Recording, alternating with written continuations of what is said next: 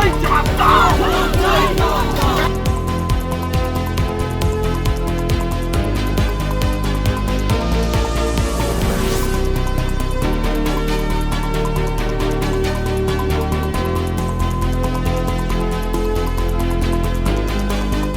রায় আমাদের পক্ষে নয়, আমাদের প্রতি প্রমাণিত নয়, চাকরি খেয়ে নেওয়া হয়েছে, প্রমাণ হয়নি চাকরি খেয়ে নেওয়া হয়েছে। 39 নম্বর প্যারাগ্রাফটা পড়বেন, প্রমাণ হয়নি।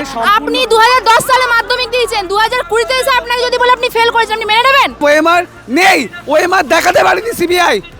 এছাড়া যে হার্ড ডিস্কের যে ডিভিডি ফাইল, যেখানে নাম্বারের বেসিসে বলা হচ্ছে এদের নাম্বার সিবিআই ডেটার নাম্বারের সাথে এসএসসি নাম্বার মিলছে না, সেই ডিভিডি নন টিচিংদের ডিভিডি খুলে দেখাতেই পারেনি সিবিআই।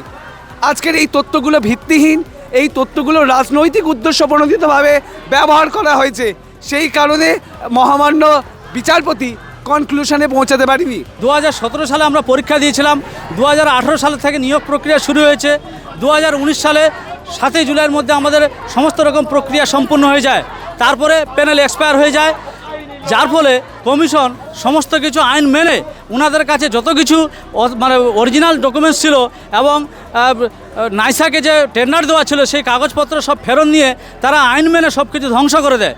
তারপরে শুরু হয় এই চক্রান্ত, কয়েকজন কুচক্রী রাজনীতি বিরোধী যারা কুচক্রী যারা এই সরকারকে হয়তো বা আমাদের বিরুদ্ধে ষড়যন্ত্র করে তারা পঙ্কজ বানশাল কাছ থেকে যে একটা মিথ্যা একটা স্ক্যান কপি যেটা বার করে, যার কোনো ভিত্তি নেই, এটা করা হয়েছে যাতে আমাদের অরিজিনাল কিছু নাই, যাতে আমাদের বিরুদ্ধে কিছু করতে পারবে না, তার কারণে এটা মিথ্যাভাবে এটা ওরা এনে আমাদেরকে একটা ফাঁসানোর প্ল্যান করেছে, আমি এটা মনে করি। এবং আমরা দেখেছি বারবার হায়দ্রাবাদ সিএফএল যেখানে করা হয়েছিল সেখানে সিএফএল থেকে ফেরত পাঠানো হয়েছে, কলকাতা সিএফএলও কোনো রকম রিপোর্ট করতে পারেনি, এখনও সিএফএলের মধ্যে পড়ে আছে, কোনো রকমভাবে এর কোনো ভিত্তি নেই, কোনো প্রমাণ নেই।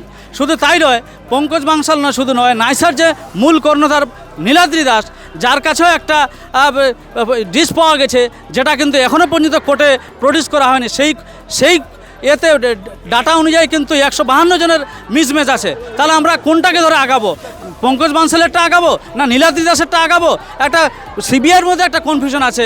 তাহলে এরা ভুলভাবে কিছুটা কোর্টকে প্রচারিত করে আমাদেরকে কিন্তু অযোগ্য তকমা লাগিয়ে আমাদেরকে একটা আলাদা মেরুকরণ করেছে, সমাজের মধ্যে আমরা অনেক অবহেলিত করেছি। যে আজকে যে যোগ্য অযোগ্য নিয়ে যে কথাটা হচ্ছে, আপনারা যদি সকলে সুপ্রিম কোর্টের যে ভার্ডিক্টটা দেখেন তো ওখানে পরিষ্কার বলা আছে যে school service commission CBI data মেনে সেগ্রিগেশন করতে চেয়েছিল, কিন্তু কোর্ট সেটাকে যথেষ্ট বলে মনে করছে না। তার কারণ কমিশনের কাছে মিরর ইমেজ নেই এবং সিবিআই ডেটাটাকেও তারা খুব অথেন্টিকেট মনে করছে না। তার কারণ উজ্জ্বল হিসেবে হয়তো বলতে পারে যে সিএফএসএলের রিপোর্ট এখনো আসেনি, হায়দ্রাবাদ সিএফএসএল এটাকে ভলিউমিনাস এরর হিসাবে পাঠিয়েছে। তো যেখানে কোর্ট নিজে বলছে যে সেগ্রিগেশন করতে পারেনি, যোগ্য অযোগ্যর ব্যাপারটা নয়, তাহলে সেক্ষেত্রে এখানে যে যোগ্য অযোগ্য বিষয়টা এটা কেন বলছে? এটাই তো বিষয়। কেননা এটা আমার মনে হয় এটা টোটালি একটা ন্যারেটিভ তৈরি করা যে এটা একটা রাজনৈতিক চক্রান্ত। কেননা কিছু লোকের বিরুদ্ধে কিছু লোককে যদি লেলিয়ে দেওয়া যায় তাহলে যে বা যারা দোষী তাদেরকে চিহ্নিত করা যাবে না। আর দ্বিতীয় বিষয় হচ্ছে এর একটা রাজনৈতিক ফায়দা আছে, মানুষকে ভুল বোঝানো আছে। কোর্টের রায়কে আমরা অবশ্যই সাংবিধানিকভাবেই দেখছি এবং সংবিধানের অধিকার আছে সবার, কোনো আইন যদি তার মনোপুত না হয় সে তার বিরুদ্ধে যাওয়া, আমরা সেটা যাব।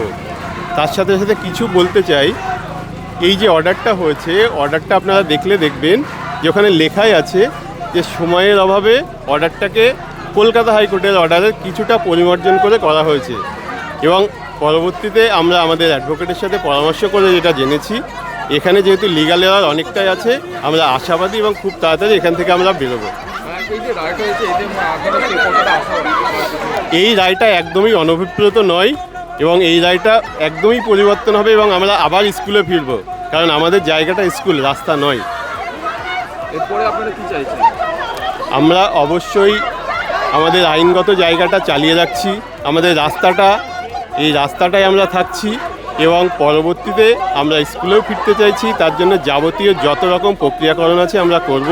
আমরা সমাজের যোগ্য 26,000 যোগ্য শিক্ষক শিক্ষিকাবৃন্দ, আমাদেরকে একটা কোথাও না কোথাও অদৃশ্য বেড়াজাল করে অযোগ্যের বাতাবরণ তৈরি করা হচ্ছে।